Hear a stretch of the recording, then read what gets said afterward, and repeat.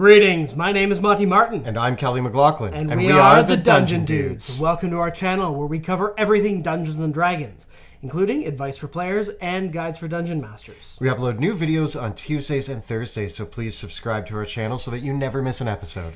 Today we are taking a look at the best spells for Rangers in Dungeons & Dragons 5th edition. Rangers are half-casters who get up to 5th level spells. They don't have to prepare their spells, they actually get a limited selection of spells known.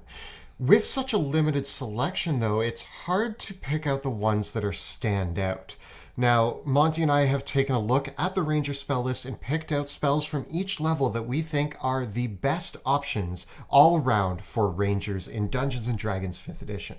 Ranger spellcasting is a huge ace in the hole in the Ranger's arsenal, and one that's not to be underestimated.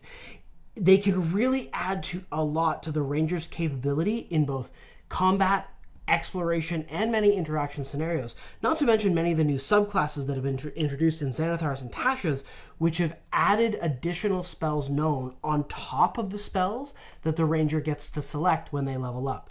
So with such a limited selection, Kelly and I have each picked one of our favorites for each of the levels from 1st to 5th level, as well as a few honorable mentions as well, so that you can help decide the perfect spells for your Ranger's loadout. There's a lot to look at today, so let's get rolling. So let's kick things off with the bread and butter of the Ranger, perhaps one of the most must-have and essential Ranger spells, and that is Hunter's Mark. This is a first-level divination spell that is available to Rangers right off the gate, and it takes one bonus action to cast and requires the Ranger's concentration. When you cast the spell, you nominate one target within the spell's range of 90 feet. Until the spell ends, you have advantage on your wisdom, survival, and perception checks to find them, but then you also deal an extra 1d6 points of damage with any attack that hits. It does have to be a weapon attack, so this won't benefit your spells, but whether you're attacking with longbows, crossbows, longswords, or other melee weapons or ranged weapons, doesn't matter. You get that extra damage. It applies to every single attack you make, so whether you're using this with extra attack or dual wielding or crossbow expert or any of the other ways that you can make additional attacks, opportunity attacks, whatever it is, an extra d6 points of damage, which means that as you make more attacks, this spell actually gets stronger even though you're only using it with a first level slot. If the target of your Hunter's Mark dies, you don't lose the spell. You get to use a bonus action to move it to a new target. And if you decide to upcast the spell, you get to increase how long the spell lasts for. Yeah, you do have to use your bonus action on a subsequent turn to move your Hunter's Mark to a new target, but this is a bread and butter spell for the Ranger's damage dealing and should always be part of your Ranger's arsenal. One of my favorite first level spells for the Rangers is Absorb Elements. This spell allows you to use your reaction when you are subject to some sort of elemental damage, and you get to have resistance to that damage. And this next part is more specific for if you're playing a melee build for Rangers, but on your next melee attack, you can do an additional 1d6 damage of the damage type that you resisted. Basically, taking in the elemental power and channeling it into your weapon. This spell is great if you do have a melee build, and it's pretty good even if you have a ranged build, because taking resistance on damage is useful no matter what, and this is an essential protective spell. And it's actually one of the only reaction spells that Rangers get, so it's a really good use of their reaction to just half elemental damage. And if you do have a sword in hand, stab somebody and do a little bit extra more damage. Our honorable mention for this level goes to Zephyr Strike, which was a spell that our friend Jill used very extensively in our Dungeons & Drakkenheim campaign. Zephyr Strike is a bonus action cast spell that lasts for 1 minute, requiring your concentration, and while it's in effect, your movement does not provoke opportunity attacks, which is fantastic for a ranged-based character in close quarters who needs to get away so they can keep shooting with a disadvantage, or for a melee combatant who wants to duck and weave through a swirling melee. Also, when you cast the spell, once before the spell ends, you get to give yourself advantage on one of your attacks. If the attack hits, it does an additional 1d8 force damage. And whether or not it hits, you get to add an additional 30 feet to your movement. We saw Jill use this spell time and time again to gain advantage when she really needed it in a pinch, as well as zip in and out of really dangerous situations. She was playing a Tabaxi as well, so she could use the speed boost combined with the Tabaxi's innate speed boost to really cover a lot of ground quite quickly. It's a really useful spell to get out of situations or get into situations, and should definitely be on your radar when you're picking spells for your ranger. One final spell to put on your radar that was added to the ranger spell list in Tasha's Cauldron of Everything is the druidic spell Entangle, which conjures a mass of vines which can restrain creatures within it and create difficult ground. Well, you might not have the best saving throw DC to make the most out of Entangle. It is a really nice spell to have in your arsenal, and I would highly recommend considering it for your ranger as well. As we move into second level spells for the rangers, one that I think every ranger should highly consider is one of my favorite stealthy spells in the game, Pass Without Trace.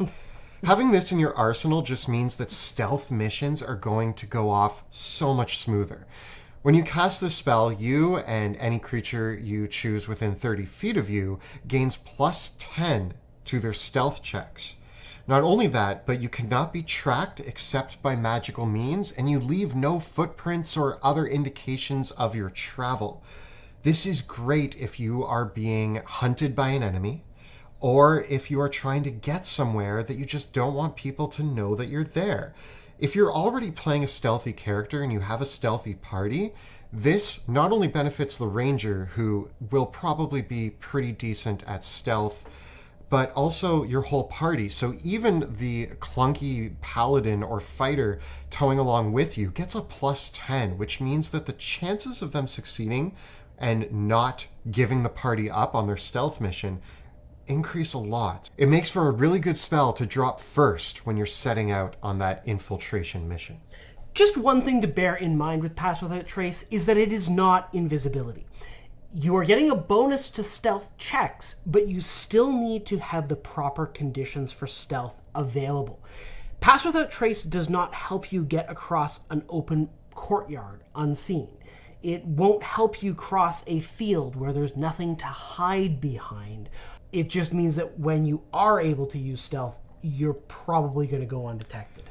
I do think, though, that a ranger with this in their back pocket on the same party as somebody who has silence or invisibility suddenly becomes a whole new ballgame. Oh, yeah. And rangers do actually have silence on their spell list as well. It's just that since both spells require concentration, you as one character can't combine them. So I would probably choose Pass Without Trace over silence, but it is an option there for you. For me, the other second level spell that I would personally consider would be Spike Growth. Spike Growth is a transmutation spell of second level that requires one action to cast and requires your concentration lasting for up to 10 minutes. When you cast Spike Growth, you cause a field of horrific thorny vines to appear in an area that you can see within the range of the spell. The area of a 20-foot radius becomes difficult ground, and whenever a creature moves through this area, they take 2d4 piercing damage for every 5 feet they travel, which means a creature that has to traverse the entire 40-foot diameter of the spike growth is going to end up passing through 8 5-foot sections, taking 16d4 points of damage to move across the field of thorns. Naturally, many creatures aren't going to do this, and they're either going to stay put or find some other way to get past it.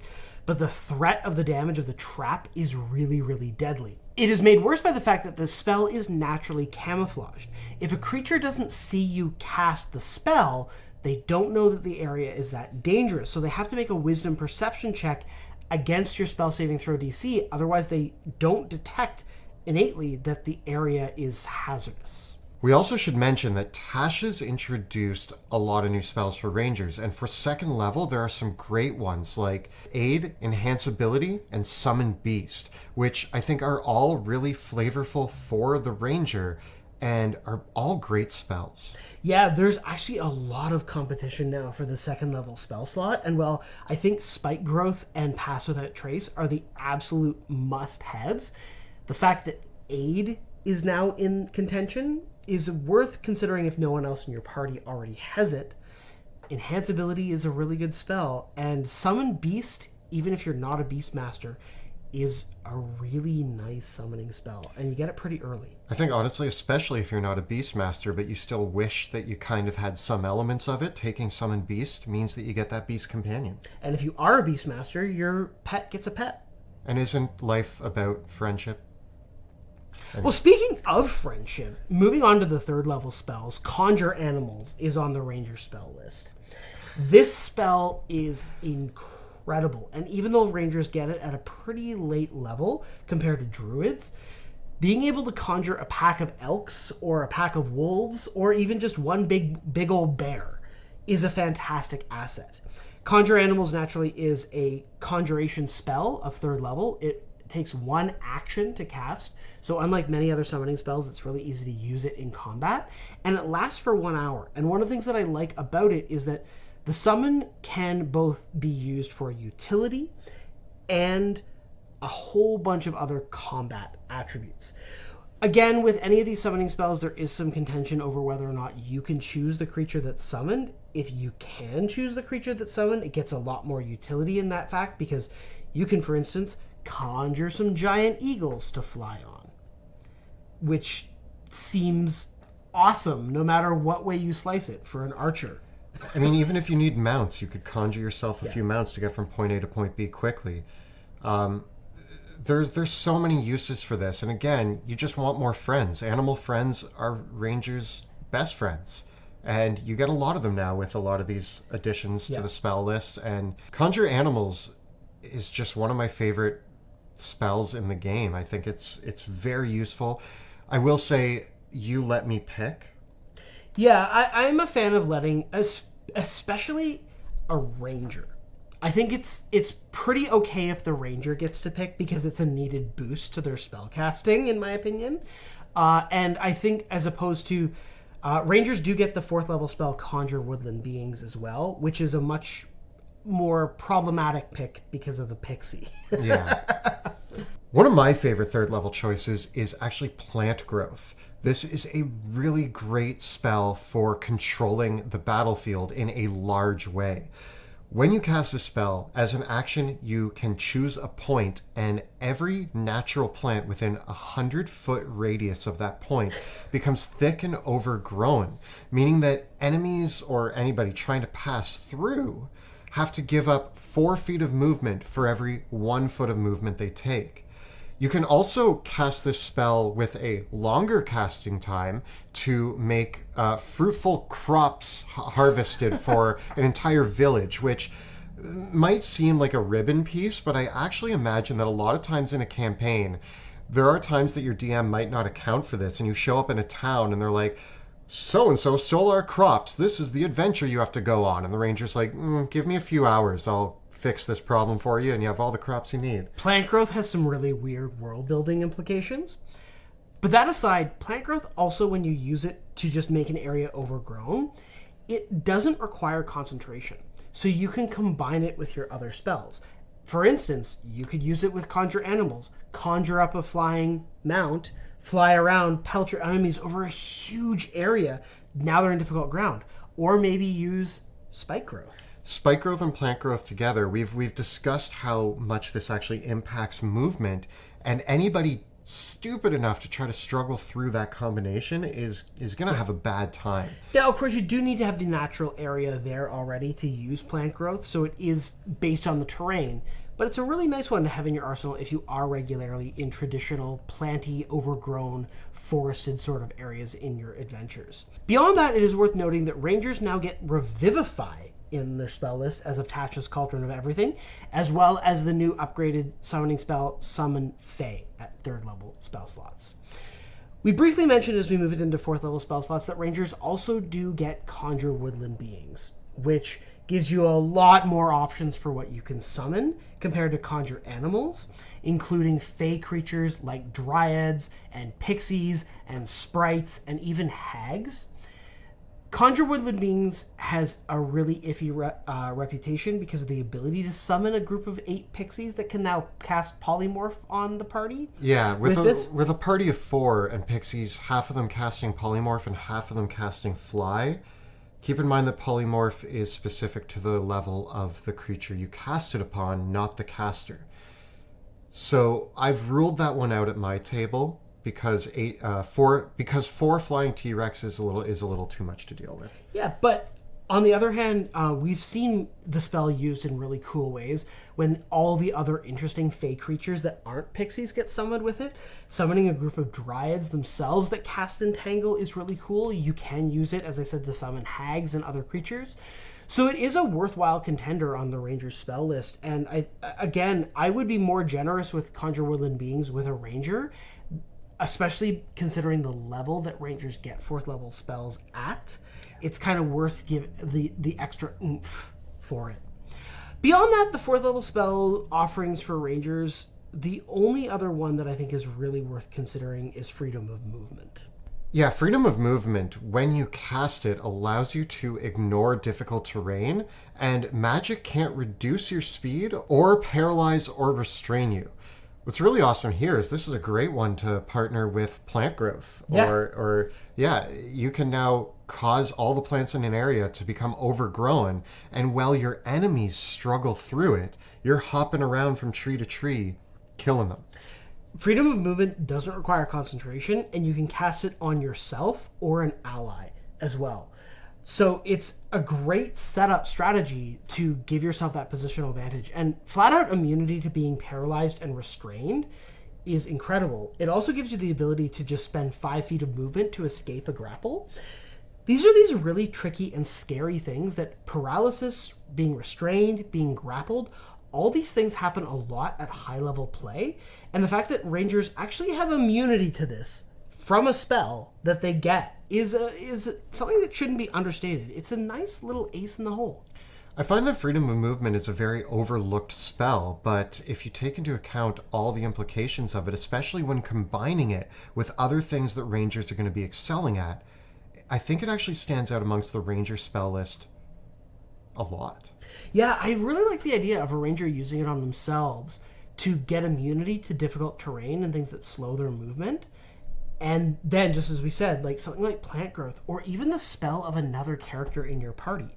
Like, if your wizard casts web, you can't be restrained. You ignore difficult terrain. You can move through the webs completely unopposed.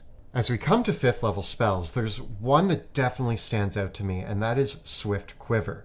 You can cast this as a bonus action, giving you an endless supply of ammunition for your weapons. And when this spell is in effect, you can now make 2 attacks as a bonus action using the weapon that is using the ammunition.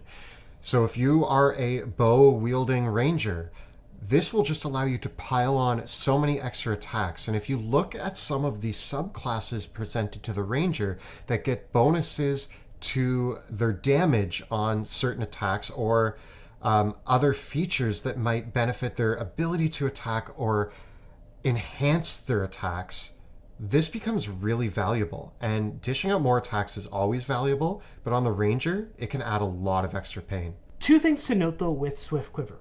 It does require concentration, lasts 1 minute, and on the turn that you cast it, since it's cast as a bonus action, the spell actually doesn't let you automatically use the action right away. So on the turn you cast it, you aren't able to benefit from it. So it's one of those spells that you really want to ideally cast before combat begins to get the maximal effect out of it. But afterwards, making the 2 attacks as a bonus action is not contingent on you taking the attack action with your main attack. So you can use Swift Quiver on subsequent turns to continue attacking as a bonus action while you're doing something else with your main action, such as dashing, running around, casting other spells, performing other actions, using magic items, or any of those other amazing things that high-level characters like to do. Rangers don't have too many other 5th level spells that are awesome on the battlefield. You might be partial to Steel Wind Strike and Conjure Volley. I'm on the fence about these spells. I like them. I don't think that they're as good as Swift Quiver, but I think that they're decent spells. Mm-hmm. And Rangers also do get Tree Stride as well as a 5th level spell, although the impact of Tree Stride might not be quite as massive as it would have been when other characters got that spell about 10 levels sooner. Considering the high levels that Rangers are when they get their 5th level spell slots, and considering that they have a very tight premium on how many 5th level slots you have, you're probably going to want to use it for Swift Quiver. Overall, when we look at the Ranger spell list, I think that this is one of the most downplayed parts of the Rangers. Everybody talks about their abilities, what their subclasses offer, but we kind of forget that they are half casters. A lot of their spells have benefits that complement what the Ranger does in meaningful ways. And I actually find with the right spells, you can be a master of dealing damage to the right target or controlling the battlefield, which is something that a lot of these spells are good at, or getting a bunch of meat shields onto the battlefield to help you and your allies out. One of the things that didn't make it into our top picks that is worth mentioning is that Rangers do get a very wide suite of restorative spells. They get Cure Wounds. They get Healing Spirit. They also have lesser restoration, and as of Tasha's, they have greater restoration and Revivify. This means that a Ranger can be a backup healer. And that is something that is really worth considering in your overall party dynamic as well. Because yeah, you might have the Life Domain Cleric in your party, but if they die, you're going to be really glad that the Ranger had Revivify. The other major point that I'd like to make about Ranger spellcasting is Rangers use their wisdom for spellcasting. Wisdom might not be your highest stat, and in most cases, Rangers are more reliant on their abilities in combat with a bow or sword or what have you. You could have a low wisdom score and still cast Hunter's Mark or Pass Without Trace, and the benefits are still there. You actually don't lose a lot by not having a great wisdom score with a lot of these spells. On the flip side, Tasha's Cauldron of Everything did introduce the Druidic Warrior archetype for Rangers, which allows them to pick up 2 Druid cantrips. One of these could be Shillelagh, which lets you attack with a quarterstaff using your wisdom modifier when you cast it. It's a cantrip. So you could build a Ranger that took Druidic Warrior, took Shillelagh, took another Druid cantrip, maybe even picked up Magic Initiate. But all that's to say, you could lean into the spellcasting and summoning of the Ranger using these new options in Tasha's Cauldron of Everything. There is a versatility of builds presented in the Ranger spell list, and I think that's a lot of fun. Is you could dip into healing, you could go full out in combat, you could become a battlefield controller, you could take the right feats and other options to make a very druidic Ranger. There's a lot of versatility within here, and the spells that a Ranger gets are really impactful and should be taken into account when you're designing your Ranger characters. There's a lot more than just casting Hunter's Mark and forgetting about your spellcasting feature entirely when it comes to the Ranger spell list.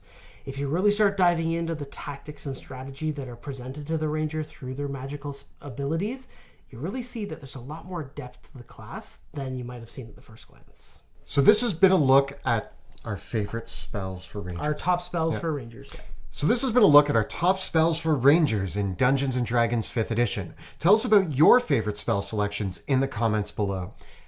The videos that we create on our channel are made possible thanks to the incredible generosity of our Patreon supporters. A big thank you from both Kelly and myself to all of our patrons for your continued support in making the work that we do here on YouTube possible.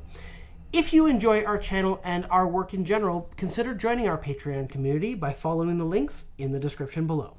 If you enjoy our work, you may also be interested to hear that we are creating a book for 2021. We've partnered with Ghostfire Games, and we are bringing Dungeons of Drakkenheim to life as a module for 5th edition. You can find all the information about the upcoming Kickstarter campaign and get updates about the book by going to DRAKKENHEIM.com or by following the links below. If you want to check out our live play in the Worlds of Drakkenheim, you can check that out on Tuesday nights at 6 p.m. Eastern at twitch.tv/dungeon_dudes. You can also find all of the previous episodes of our campaign right up over here. And we have plenty more guides to all the spells for all the classes in Dungeons & Dragons 5th edition right up over here. Please subscribe to our channel so that you never miss an episode. Thank you so much for watching, and we will see you next time in the dungeon.